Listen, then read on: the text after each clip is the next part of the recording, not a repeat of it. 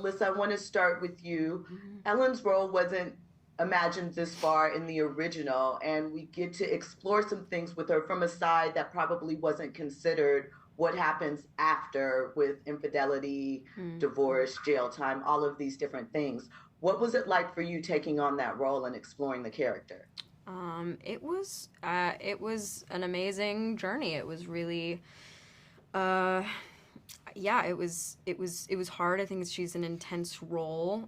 She's has a lot she's holding and not a lot that she's necessarily releasing, and so that was challenging. But yeah, you know, I think this writing is so incredible, and I was really interested in just who she was as a character. I felt like she was very new and very like not like anything I'd read before, but something that I really still very much related to.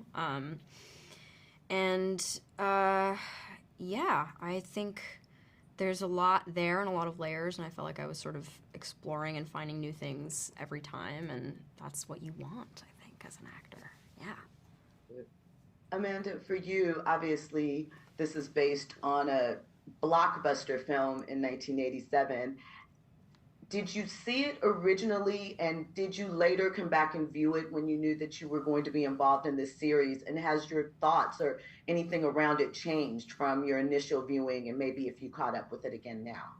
Yeah, I mean, I remember seeing it in 1987 at the movie theater on 19th and Broadway, and I remember, um, not having the perspective that I have now about it, and um, I just went along on the ride, and it was incredibly sexy and thrilling and scary, and I remember feeling very sorry for Dan and his family. So I feel like as soon as Alexandra called me and told me she was doing this, I knew that it was going to dig into his accountability more, and also the story of this poor woman who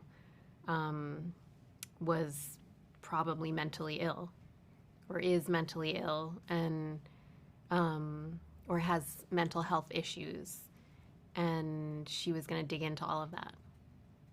So, a question for both of you, and I'll start with you, Alyssa, is digging into that aspect of the storyline, mental health, and how we look at it. But this is still for entertainment and a thriller. Mm. Does do you think that that changes how you approached the characters or the care, or how you looked at your character, knowing that there was an aspect of that involved?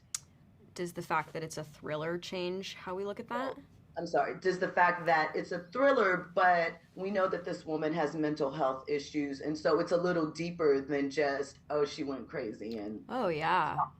No, I mean, I think that's sort of the whole reason why Alex wanted to do it, and I think that would be it's so much more interesting and you know, serves the story and serves, I think, what we're trying to do to look deeper into that. And I mean, I think both Lizzie and I don't know about you, I think a few of us talked to like a specialist who was our tech consultant named Jonathan Mueller, and like discussed these personality disorders. He was a forensic psychologist. Like that was a huge part of the character research, I would say, and it made it so much more nuanced. And I think it would be remiss. Is it amiss or remiss? Remiss. Mm-hmm. Remiss. I think it would be remiss to have that sort of goal to do right by these people and explore these mental health issues in a deeper and more nuanced way without really taking the time to empathize and learn as much as you possibly can about what you're dealing with.